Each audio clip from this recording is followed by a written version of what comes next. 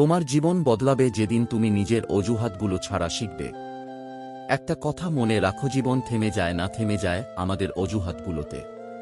সময় নেই, পরিস্থিতি খারাপ, আমি পারবো না, এই কয়েকটা কথা তোমাকে তোমার স্বপ্ন থেকে সবচেয়ে বেশি দূরে রাখে। সফল মানুষরা কখনো অজুহাত দেয় না, তারা পথ খুঁজে নেয়, না থাকলে নতুন পথ তৈরি করে।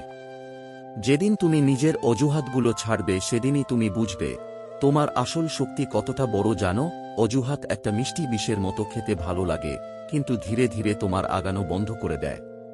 তুমি চাইলেই আজ শুরু করতে পারো, চাইলেই বদলে ফেলতে পারো নিজের জীবন।